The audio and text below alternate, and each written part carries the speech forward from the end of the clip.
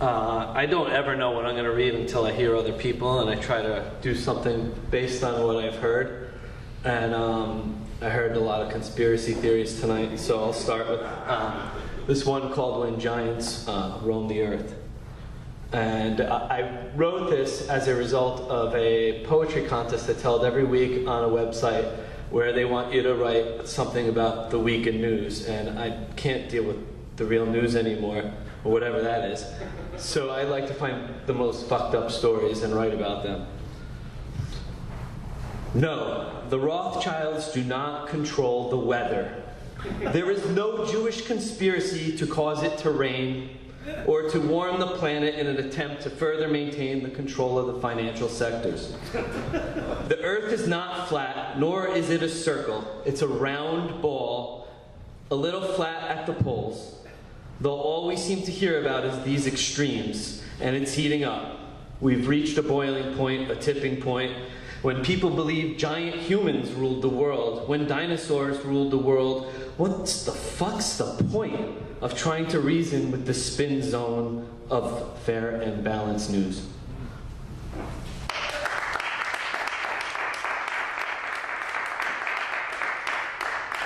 I wrote this one 20 years ago when I was a wee bit. I'm actually probably one of, like 3 Gen Xers here. I am not a millennial. I thought I was coming to some place where there'd be a lot of hipster millennials, so I wore my Don't Feed the Hipsters shirt. I'm actually 41. What, you're a hipster? Oh, yeah. I'm kind of close to that. This one's called Bridges, Trout, and Pens. It's short.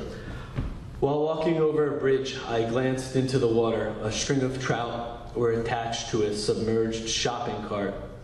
Caught by the mouth, the fish struggled to escape the inevitable frying pan. I reached over the rail, fascinated by their fight for the impossible freedom, and my pen fell from my pocket into the brook and drowned. I'm gonna just do, I think, 2 more. All my stuff's quick. If you want to heckle me or encourage me to read more, I could go on and on and on. So I wrote this one about a woman I work with. It's called American Dream. Does anybody speak Polish here? There's a couple of swear words that if you speak Polish, you may get. She fled her mother country of Poland at 18 years old. A chubby blonde Polish girl with nothing but a suitcase and a job as an au pair for a wealthy Westchester family. She fled her homeland to get away from the dysfunction of her family. Father had left mother for another woman. She's the American dream, from au pair to housekeeping in a hospital to a scrub tech to eventually becoming a nurse in an operating room. Now, the American dream is not what it once was. Her streets are not forged of gold. Along the way, she married a Polish guy. The American ones she had met were cheap and vapid assholes. At least he was something from home. But she embraced her new world, took lessons to learn the language. Her husband resisted assimilation. He didn't want a melting pot in his kitchen, and he would not be cooking. She would have to do it all on her own. Work, cook, clean. Further along the road, she had a daughter, the love of her life, her spitting image, her mini-me. 40 hours of work, full-time school, being a mother, and tending a home. Work, school, cook, clean. Mommy, I don't feel good. I want some kielbasa. Who is the money? That means broken dick.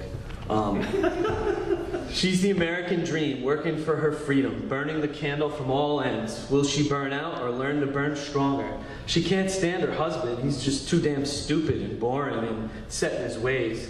She continues on. The future is hers. She's not looking for golden streets, but forges forward, paving her own way, raising her daughter into an equally strong, bright, and beautiful young lady with the same take-no-shit, sarcastic sense of humor. But she's an American girl, 2nd generation now. Have no fear, she will not leave home with nothing but a backpack full of clothes. She won't run away from her crazy family. She'll stay there forever, for only immigrants believe in the American dream. Thank you. I'm going through a divorce. I've been married for 10 years, and this one I just love. I wrote this about a patient I took care of maybe 7 years ago now. It's called 70 Years of Love. I have watched many a patient die, some peacefully letting go of their pain with the help of family and morphine, some digging in and fighting to the end with CPR and codes, chests cracking and 360 joules of electricity trying to shock the heart back to a regular rhythm. 84 years old and in a step-down unit for months. He was a warrior and defeated prostate cancer, only to be mortally wounded by cancer of the lungs. Every day the struggle to breathe becomes more real as oxygen levels drop lower and lower. The heart beats faster and faster, trying to compensate for the lack of oxygen in his blood. He's transferred to me in the ICU. He is dying. Nothing I can do will change that outcome. War or peace, death will win. I call the doctor, who insists on talking to the family before proceeding to intubate and prepare for a full cardiac code. Wife and daughter talk with the doc. The old man continues to breathe rapidly and irregularly. Daughter tries to convince mom to let go. He's lived a good life, but I can't do it. I can't let him die. I love you. We've been together for 70 years. Frantic and confused and crying, how does one say goodbye to a life partner? What should I do? What should I do? The breathing slows, it becomes more regular as the old man gets ready to speak and shouts out his last words. Shut up!